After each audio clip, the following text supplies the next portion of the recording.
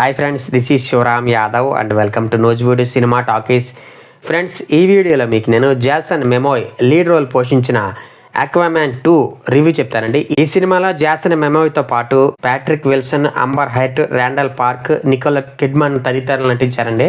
Director వచ్చేసి James Wan అండి. మరి మూవీ బాగుందా అంటే మాత్రం నాకైతే జస్ట్ బిలో యావరేజ్ అనిపించిందండి. ఆక్వామ్యాన్ పార్ట్ 1 అంత అయితే లేదండి. సినిమా పార్ట్ 1 హిట్ అవడంతో ఈ సినిమా మీద చాలా అంచనాలు ఏర్పడ్డాయి. ఓవరాల్గా ఆ అంచనాలను మాత్రం ఈ మూవీ అందుకోలేదని చెప్తాను. ఆ కథలోకి వెళ్తే హీరో పార్ట్ 1లో తన తమ్ముడిని ఓడించి అట్లాంటిస్ రాజ్యానికి రాజు అవుతాడనమాట. ఆ తర్వాత కంటిన్యూషన్ అనేలాగా ఈ మూవీ ఉంటుంది.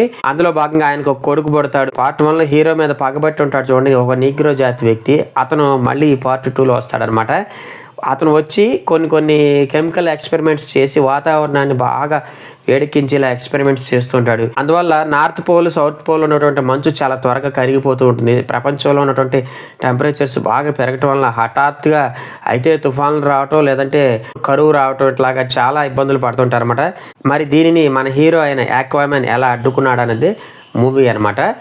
అయితే ఈసారి మూవీలో ఆ తమ్ముడిని జైల్లో బంధిస్తారు కదండి, తనను కూడా బయటకు రప్పించి హీరో మరియు హీరో తమ్ముడు ఇద్దరు కలిసి విలన్ మీద పోరాడతారనమాట. ఇక యాక్టర్స్ యొక్క పెర్ఫార్మెన్స్ విషయానికి వస్తే తండ్రి క్యారెక్టర్లో జాసన్ మెమోయ్ పర్లేదండి. తన మేరకు హ్యూమర్ పండించడానికి ట్రై చేశాడు కానివ్వండి, ఆ ఎంటర్టైన్మెంట్ అంతగా పెద్దగా వర్కౌట్ కాలేదు. అందులోనూ ఆక్వామ్యాన్ 1 హిట్ అయింది అంటే మాత్రం అందులో సీరియస్నెస్, స్టోరీతో పాటు హీరో పండించేటటువంటి కామెడీ కూడా బాగా వర్కౌట్ అయింది. కాకపోతే ఈ సినిమాలో మాత్రం అది అంతగా వర్కౌట్ కాలేదు. మిగతా క్యారెక్టర్స్లో హీరో తమ్ముడు క్యారెక్టర్ ఒకటి మనల్ని కొద్దిగా బాగా ఆకట్టుకుంటుంది అనమాట. చివరి వరకు కూడా చాలా మంచి అటెన్షన్ తీసుకుంటుంది ఆ క్యారెక్టర్. ఇక హీరో వైఫ్ క్యారెక్టర్ చేసింది ఆవిడ అంబర్ హర్ట్ అనుకుంటా, ఐ థింక్ ఆవిడ. తన యొక్క పెర్ఫార్మెన్స్ కూడా పర్వాలేదని హీరో తల్లి క్యారెక్టర్ చేసిన నికోల్ కిడ్మన్ గారు కూడా తనకిచ్చిన రోల్ ప్రకారం బెస్ట్ ఇచ్చారని చెప్పాలి. జనరల్గా హాలీవుడ్ సినిమాలు అంటే గ్రాఫిక్స్ మరియు స్పెషల్ ఎఫెక్ట్స్కి పెట్టింది పేరు అనమాట. అందుకు తగ్గట్టుగానే ఈ సినిమాలో కూడా గ్రాఫిక్స్ మరియు స్పెషల్ ఎఫెక్ట్స్కి పెద్దపీట వేశారు. దానికి తగ్గట్టుగానే స్క్రీన్ మీద విజువల్స్ అన్ని చాలా గ్రాండ్గా ఉంటాయండి.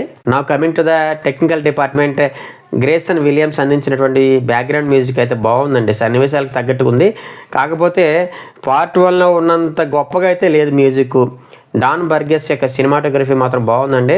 ముఖ్యంగా ఆ గ్రాఫిక్స్, దాని తాలూకు విజువల్స్ మాత్రం మనకి స్క్రీన్ మీద బాగా కనబడతాయి అనమాట. ఓవరాల్గా సినిమాటోగ్రఫీ అయితే నాకు నచ్చింది. కిరిక్ మోరియా ఎడిటింగ్ మాత్రం జస్ట్ ఓకే అని చెప్తానండి. ఫస్ట్ హాఫ్లోను, సెకండ్ హాఫ్లోను చాలా చోట్ల కొంచెం విసుగు తెప్పించేటువంటి సన్నివేశాలు చాలా ఉంటాయి. ఓవరాల్గా ఫస్ట్ హాఫ్లో 10 minutes, సెకండ్ హాఫ్లో 10 minutes కొద్దిగా ట్రిమ్ చేస్తుంటే బాగుండేది అనిపించింది. ఇక మూవీ డైరెక్టర్ అయిన జేమ్స్ వాన్ విషయానికి వస్తే ఆయన తీసుకున్నటువంటి పాయింట్ పర్లేదండి, ఇంట్రెస్టింగ్గానే ఉంది. కాకపోతే దానికి తగ్గట్టుగా స్క్రీన్ మీద స్క్రీన్ ప్లే వర్క్ పర్ఫెక్ట్గా చేయలేదని చెప్పాలి. ఓవరాల్గా స్క్రీన్ ప్లే పరంగా ఆయన వర్క్ చేస్తుంటే మాత్రం మూవీ పార్ట్ 1 లాగే హిట్ అయ్యేది.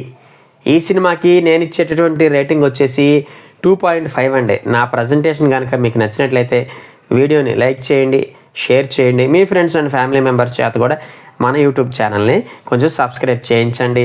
థ్యాంక్ యూ అండ్ జై హింద్.